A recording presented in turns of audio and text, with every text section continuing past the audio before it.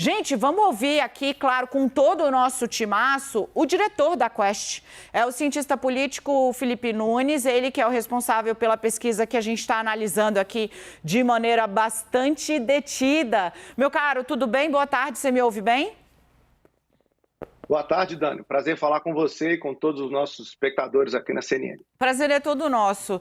Felipe, um dado que a gente passou bastante tempo analisando aqui foi o efeito da entrada, e a pesquisa tem uma pergunta específica para esse público, né, do Auxílio Brasil na seara eleitoral, né?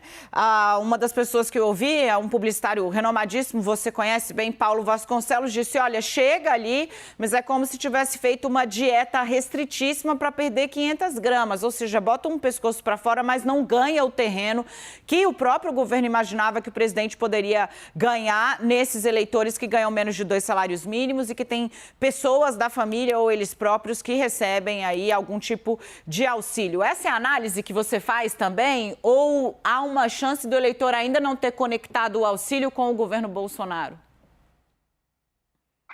Então, Dani, o que esse dado mostra de maneira muito clara é que há ainda uma possibilidade desse eleitorado que é não ideológico, é um eleitorado pragmático, é um eleitorado que geralmente vota de acordo com o sentimento e a expectativa em relação ao bolso, que ele seja movido por conta da percepção em torno do seu bem-estar, né?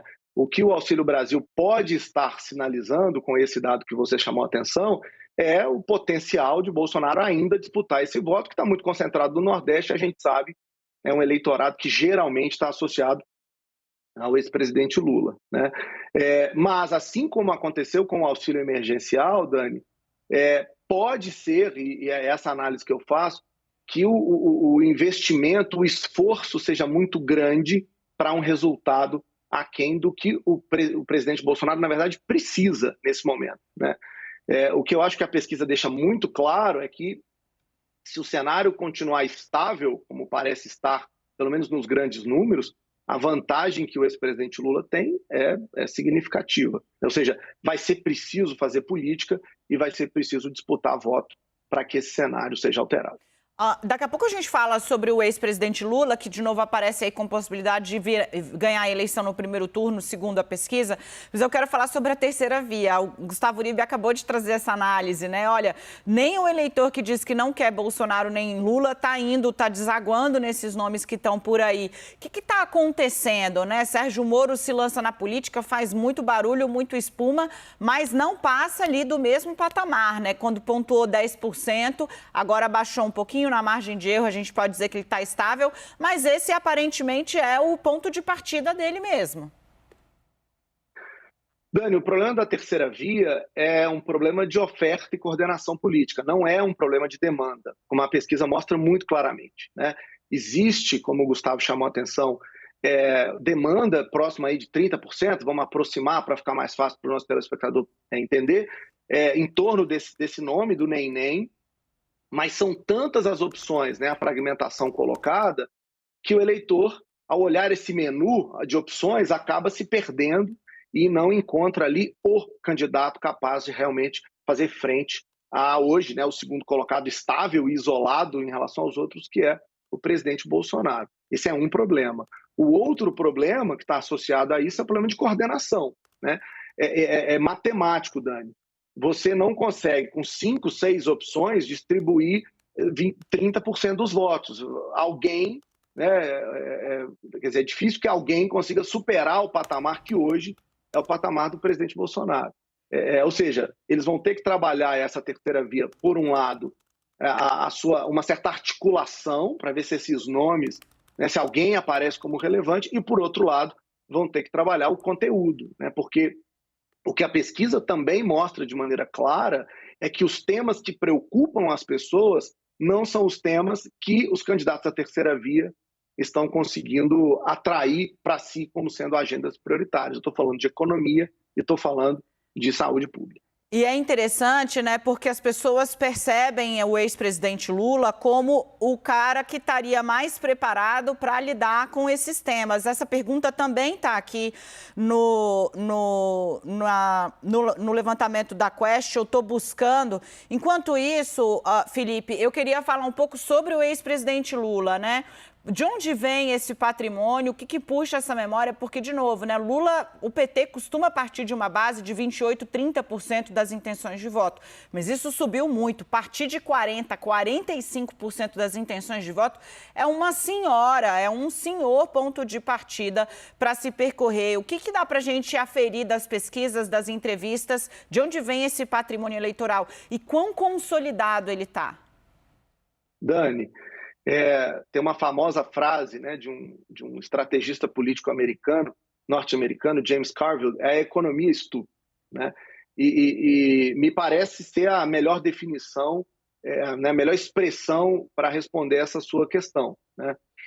Hoje, o eleitorado brasileiro, principalmente esse eleitorado não pragmático, não ideológico, mais pragmático, de renda baixa, escolaridade baixa, vive condições, como a pesquisa mostra, de um certo, né, desânimo com a economia, preocupação com o futuro e contrariedade em relação a muitas das questões, das pautas que o governo Bolsonaro apresenta, como, por exemplo, a questão da vacinação das crianças, né? Então, isso está desaguando naquele candidato que é o mais conhecido entre todos, o que tem patrimônio político apresentado, né, como de realizações relevantes, e que hoje tem aí uma rejeição menor do que a dos demais, né? E isso é muito significativo, Dani. Agora, junto com isso, tem um outro componente que favorece, né, o ex-presidente Lula, que é o de ele ser, talvez, hoje, o político que está tendo que fazer menos esforço. Está, né, jogando sozinho, parado.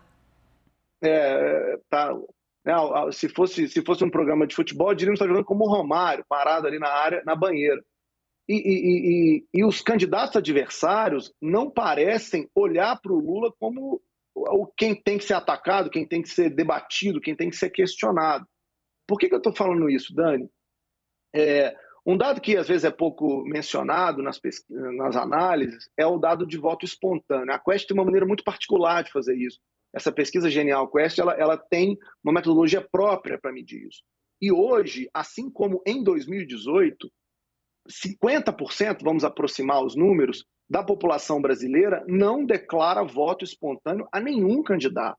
Isso significa que há, sim, um grande potencial de alteração desse quadro, caso a economia mude, caso o auxílio funcione, caso a pandemia volte, caso o governo consiga entregar, caso o Lula sofra críticas aí em áreas que são complicadas para ele. Mas perceba você, o tanto de coisa que tem que acontecer, o volume de indicadores que tem que mudar para esse cenário mudar. É difícil que isso aconteça, embora não seja impossível, né? Tô te dando essas informações, Dani, falando sobre isso, porque, para mim, a pesquisa, mais do que indicar nesse momento que a reeleição vai ser no primeiro turno, o que eu pessoalmente, né, não acredito, acho difícil uma eleição brasileira. O Fernando Henrique, em 94, 98, é uma exceção, né, em relação às eleições presidenciais, mas tudo encaminha hoje nesse cenário para que isso aconteça, porque os indicadores e as variáveis são favoráveis ao ex-presidente Lula. Porque, veja só, vou colocar em números isso que o Felipe estava trazendo agora. Você chegou aqui conosco, esse é Felipe Nunes, ele é diretor da Quest, autora dessa primeira grande pesquisa eleitoral sobre o cenário para outubro de 2022 presidencial. A pesquisa separa ali para análise por principal problema do país, quem a pessoa encara, quem a pessoa entende que é o mais preparado para lidar. Olha o que acontece, por exemplo, com o quesito corrupção.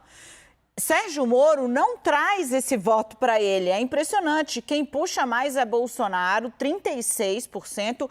Lula vem logo abaixo, o ex-presidente Lula vem logo abaixo com 32%. Sérgio Moro aparece com 10%. Mas aí a gente vai para as macro preocupações. A corrupção é um tema mencionado pelo brasileiro, mas deixou de ser o foco central. O brasileiro não olha só para ela. Questões sociais, a pobreza que voltou a crescer nas cidades. Aí olha o que acontece. Bolsonaro é mencionado por 15% dos que se preocupam com isso. Lula, 55%. Ninguém se aproxima nem de Bolsonaro, que pontua 15% para presidente, né? Para quem está no cargo é pouco, 55%. Saúde, pandemia, de novo, Lula 44%, Bolsonaro 23%. E economia, Felipe até citou a frase notória, né, do especialista norte-americano, trabalhava para o Bill Clinton, né, economia estúpido, economia 48% cita Lula, 20% Bolsonaro. Então, desses 4 grandes macro temas, digamos assim, em 3, o eleitor vincula Lula com a solução ou quem lidaria melhor com aquilo. Questões sociais, saúde, pandemia, economia, Bolsonaro ainda lidera mais com uma folga pouco, digamos, elástica ali sobre a corrupção. Para fechar, eu queria falar um pouquinho sobre rejeição, Felipe, porque também me impressiona muito que as rejeições estão bem grandes, altas, num patamar alto, né, para essa eleição de 22, assim, daquele primeiro pelotão que pontua ali de 5% para cima, a rejeição do presidente 66%, a do João Dória, governador de São Paulo 60%, Sérgio Moro, mesmo patamar, 59%, Ciro Gomes 58% e Lula com 43%, é quem nesse pelotão que pontua mais, está com a rejeição mais baixa. O que aconteceu? Dani, provavelmente, eu até fiquei de checar esse dado antes de entrar aqui para a nossa conversa e acabei não fazendo, peço desculpa a quem está nos ouvindo, mas é provavelmente a primeira eleição nacional em que o quinteto mais relevante da eleição tem índices de conhecimento acima de 80%. Né? É comum a gente acompanhar as eleições nos estados quando você tem 2 candidatos muito fortes e muito rejeitados e que a terceira via apareça como uma surpresa, né? Muita gente sem esperar nos últimos dias, e aí há um crescimento. Isso aconteceu muito em 2018, mas no Brasil de 22 não me parece ser esse o caso. Os candidatos são conhecidos, os seus atributos, suas personalidades, suas forças e fraquezas são escrutinizadas, são debatidas o tempo todo. A população brasileira está mais atenta, né, acompanhando mais a discussão política. Eu costumo dizer que a eleição deste ano já começou faz tempo, né? O próprio presidente Bolsonaro já trouxe isso à tona há muito tempo. Então, numa eleição em que todo mundo é muito conhecido, é normal que a gente consiga apurar melhor do que em anos anteriores, já no começo do ano, os níveis de rejeição dos candidatos. E aí talvez esteja a explicação de por que o ex-presidente Lula vence as simulações de segundo turno contra qualquer candidato. É ele quem tem, como você muito bem disse, Dani, a menor rejeição, né, dos candidatos. E por que o Bolsonaro perde nas 3 simulações de segundo turno feitas, tanto para o Lula, como para o Ciro, como para o Moro. Porque ele, Bolsonaro, é que tem a maior rejeição. É óbvio que um estudo qualitativo seria necessário para entender exatamente as motivações dessas rejeições, mas no caso desses 2 elementos, Lula e Bolsonaro, acho que dá para dizer que o governo Bolsonaro não atende às expectativas do eleitorado, e isso acaba refletindo na imagem dele, e o ex-presidente Lula, como a gente disse, está navegando em mares tranquilos, em céu de brigadeiro, porque não é cobrado em relação aos temas que, claro, são mais complicados a ele. Sensacional. Felipe Nunes, ele é cientista político, diretor da Quest, veio aqui destrinchar com a gente essa pesquisa que inaugura o rol de grandes levantamentos para 2022, em 2022. Felipe, muito obrigada. Vamos falar muito esse ano. Até a próxima. Eu que agradeço, Dani. Um prazer estar aqui com você e com todo mundo que está nos assistindo.